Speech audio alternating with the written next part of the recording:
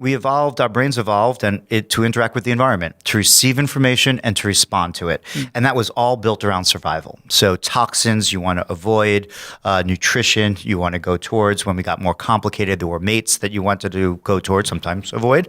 And so you have this cycle. We call it the perception action cycle.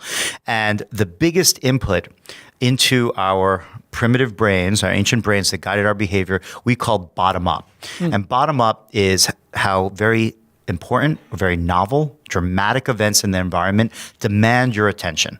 And that is a survival advantage. A crack of a twig could be approaching a predator, and the flash of white could be prey. And so you're very responsive. And all animals are largely driven by these bottom-up inputs. And movement, right? I mean, they always say powerful. That about like cats and Very predators powerful. are driven by movement. Movement, very, very strong bottom-up influence. Yeah.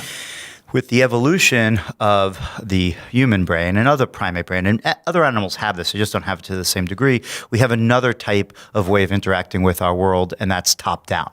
Top-down is goal-directed. It's how you process the world around you based on decisions you make and then goals that you have. So is it a higher level than the goal? It is. It is higher level. So you could decide that you're going to ignore something.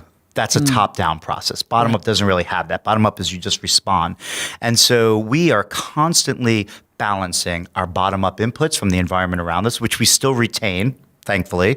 We are still dependent on survival to not just be completely lost in top-down, that you walk right out into the street and get run over. But we also have this human feature, which other animals have, as I said, but we have it at the highest level of interacting with the world around you based on your goals. And so we're constantly in this struggle to interpret and to interact based on bottom up and top down. And one of the ways that technology has sort of fit into this struggle is by giving us a lot of bottom-up information. So vibrations that we feel from a text coming in, all the notifications, through all of our senses are strong bottom-up triggers. Like our very clever technology companies have figured out that this is how you get attention on them. And that's fine, but it's shifting. I would say my view is that it's shifting the balance, making us more bottom-up sensitive in general. And which is not good. Right, continue. Well, I think what's perhaps most interesting is not just that we're being pulled away. So we're having a conversation. I feel a vibration, even though, so maybe I make the decision not to engage in it. I just feel like that's too rude. But I'm still thinking about what it might be. Right. So there's already a breakdown in the communication and the connection that we have.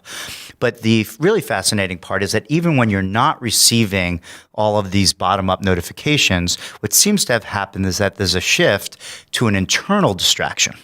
So you might be thinking about all these type of notifications even when they're not coming in.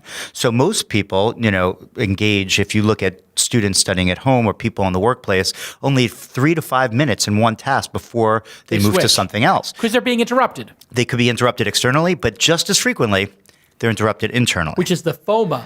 Oh my God, what am I missing out on here? Is there something in my email box? Is there something trending on Twitter? Exactly. Did Drudge update his homepage? All that stuff. All right, when we get back from this only partner message, I want to ask you a tough question about, and I don't want you to answer it now because it's a teaser for after the break. Okay. But I want you to think about the answer to this question.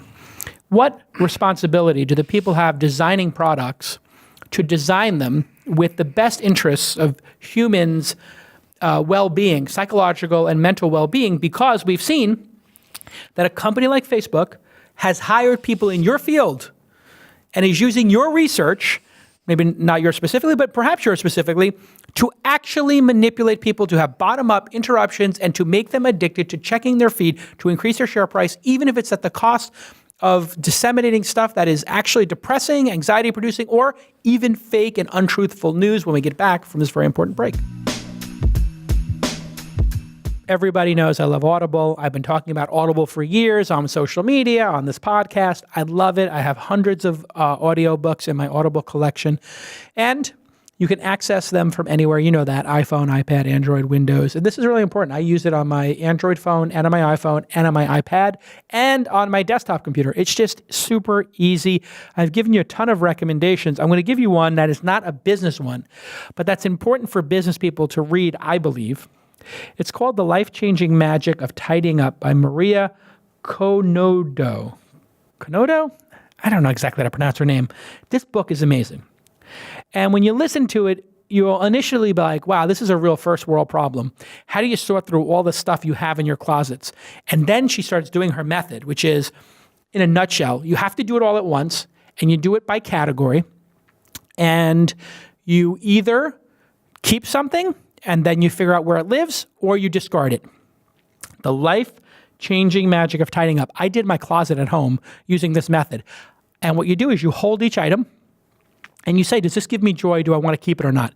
If it gives you joy and you're going to keep it, you keep it. If not, you get rid of it. You donate it. So I donated literally 2/3 of my old clothes. It felt great to give them to Goodwill.